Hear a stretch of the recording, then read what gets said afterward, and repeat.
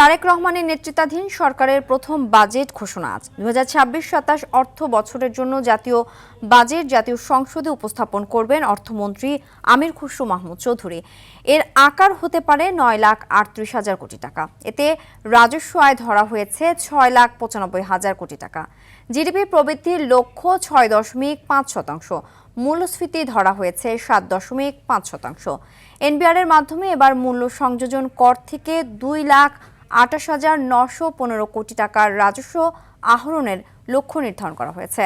দ্বিতীয় বৃহত্তম উৎস হিসাবে আয়কর মুনাফা ও মূলধনী মুনাফার উপর কর থেকে 2,19,835 কোটি টাকা আদায়ের লক্ষ্য ধরা হয়েছে। এবারের বাজেটে থাকছে প্রায় 2.5 লাখ কোটি টাকার ঘাটতির চ্যালেঞ্জ। তাই বিনিয়োগ বাড়িয়ে অর্থনৈতিক পুনরুদ্ধারের লক্ষ্য সরকারের।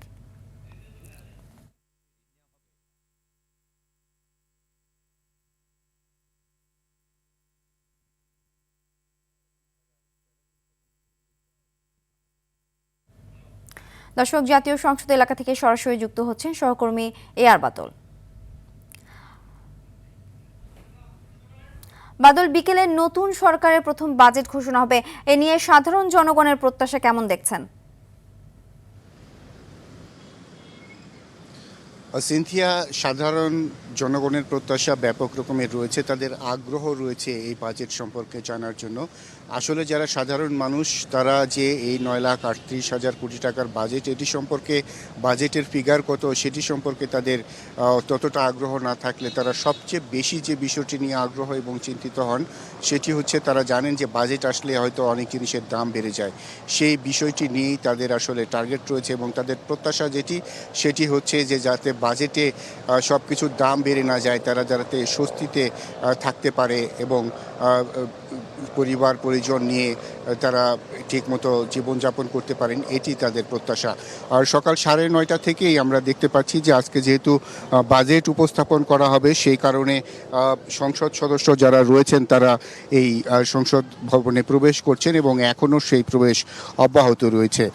আপনি জানেন যে মানুষের যেহেতু প্রত্যাশা যে আসলে কোনটির দাম বাড়বে কোনটির দাম কমবে সেরকম একটু বিষয় নিয়ে, তো এর কিছু বিষয় আমি আপনার মাধ্যমে দর্শকদের জানাতে চাই।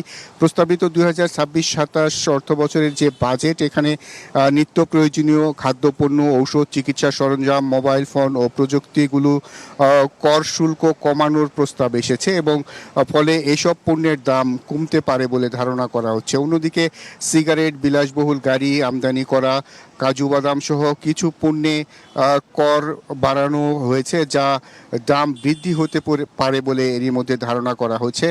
ফলে কোন পণ্যে কোন স্বস্তি মিলবে এবং কোন পণ্যে খরচ বাড়বে সেটি আসলে বাজেট ঘোষণা হওয়ার পরে আমরা পুরোপুরিটা জানতে পারবো। তবে সাধারণ মানুষের প্রত্যাশা এবং তাদের চাওয়া একটাই, যাতে যে বাজেট হবে সেই বাজেটে যাতে দেশের উন্নয়নের পাশাপাশি সাধারণ মানুষের জীবনযাপন খুব সহজ হয় এবং যাতে পণ্যমূল্যের দাম বেড়ে না যায়, নিত্যপণ্যের দাম বেড়ে না যায়, সেই প্রভাব যাতে জনজীবনে না পড়ে, ভোগান্তি যাতে মানুষের না বাড়ে, সেটি আসলে সাধারণ মানুষের প্রত্যাশা। আমরা অনেকের সাথে কথা বলেছি, তারা মূলত সেই বিষয়গুলো নিয়েই ভাবছেন এবং এই বাজেট যে এই সরকারের নতুন বাজেট, প্রথম বাজেট হলেও এটি দেশের জন্য একটি উন্নয়নমুখী এবং জনবান্ধব বাজেট হবে সেই প্রত্যাশা সাধারণ মানুষের। সিনথিয়া, ধন্যবাদ।